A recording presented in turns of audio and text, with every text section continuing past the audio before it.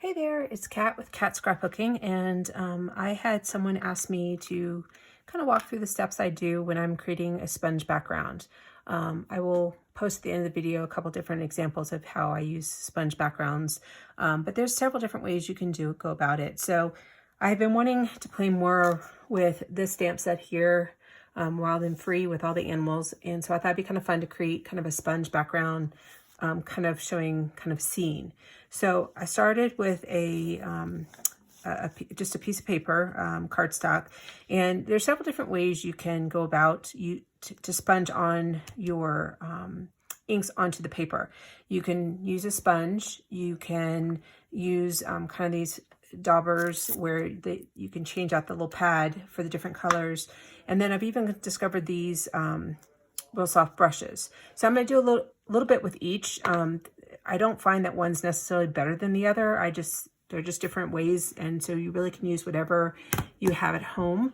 I did see someone actually cut their sponge and then put a little, like a stapled a little note to it, and so indicate what color it was. I just try and grab one out that matches something, and then if they all get too dirty, I then will pull them and wash them. So, but basically I thought I'd do is kind of do the dirt, and then kind of do a grass, and then do some clouds and stuff for the sky. So that's kind of, not really sure how this is going to turn out, but it's just figured I'd try it and show you. So I just ink up my sponge, and I just kind of go in a circular motion.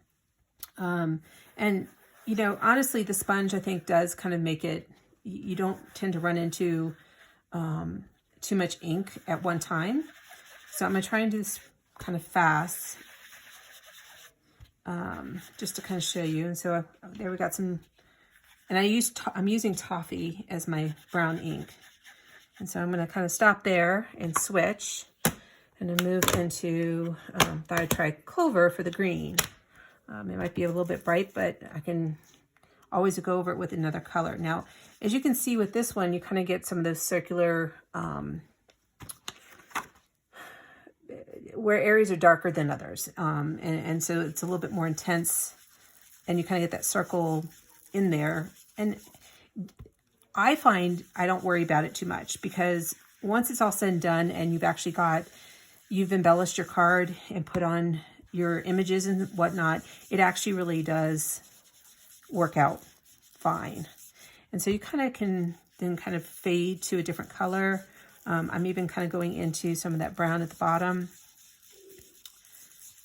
And then once I kind of get it how I like it, I'll stop, and then I'm going to switch and do some of the clouds because I figured I'd show you kind of multitask with this little video and show you how to use kind of a mask. Now I cut this with my Cricut. I welded some clouds together and then cut it out so I can use it for different scenes. And so you kind of line it up the way you want for the first one. And I just hold it. You can certainly tape it, particularly with this map, but to kind of simplify things, I'm just going to kind of try and work quickly. And again, this one, I do tend to get, you know, some areas that have a little bit more intense color than others. And again, it doesn't really show up as much when you're putting the whole piece together, but there is a little trick I will show you that will help kind of tone that down if it's really bothering you. So kind of doing some blue, represent the sky. I've done some with like the moon, and so and masking off for that. So there's my first, sorry, move this out of the way. And then kind of find a different layer, assortment of clouds that I want to show. And again, you want to kind of brush it in closer to the mask, because that's where you're going to want the darker line to really highlight those clouds against the white.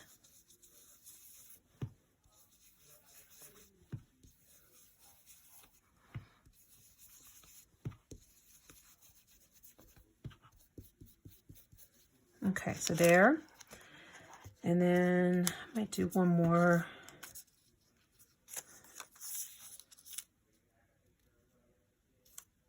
Okay. here we go. All right, get this one in, and then I'll show you kind of a trick I have to sort of tone down some of those areas that you might see circles. I find the cloud one doesn't bother me as much because you've got that hard edge that it's going up against. And so if there's a little bit areas that are more intense, it tends to work out okay. And you can even, you know, blend a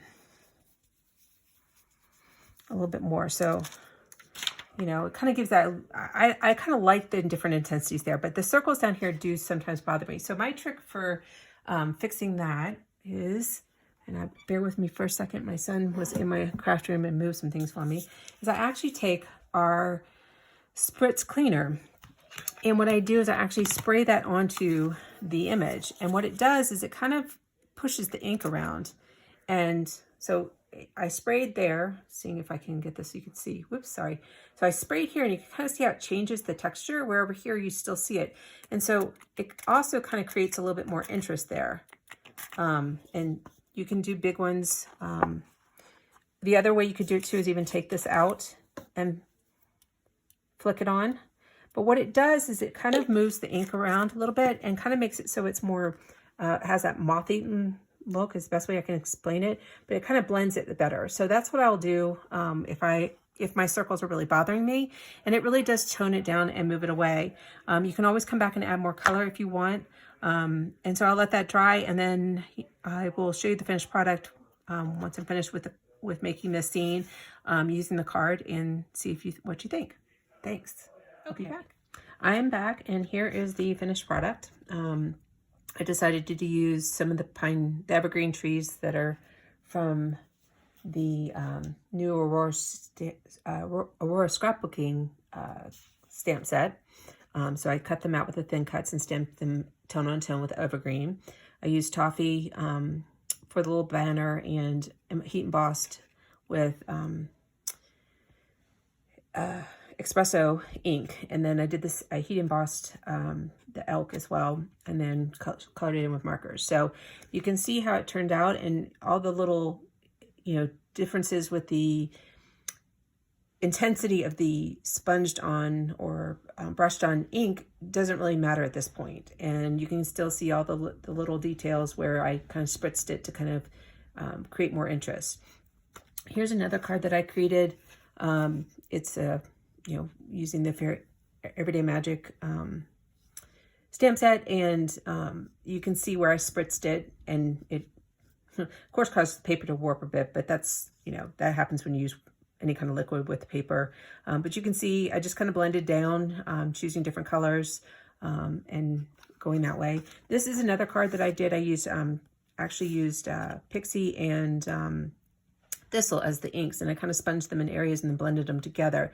And the other cool thing you can do is, and I used a mask with a circle, and then once I finished sponging everything, I then used a thin cut rectangle, the large rectangle thin cut, and cut it out so I had the stitched edge. But you can certainly, before you start sponging on your color, you can always, and I did for both these fairy cards, I actually heat embossed white embossing powder with white pigment ink, and then I was able to sponge over and it resists those colors.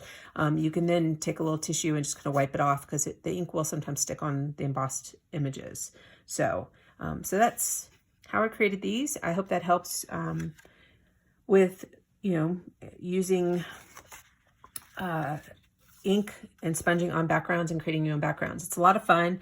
There's so many different techniques and ways to do it, so many different color options, and it just really creates a true scene for your cards. And you can even do it on scrapbook pages as well, and particularly in certain sections. So I hope this is helpful, and thanks for watching.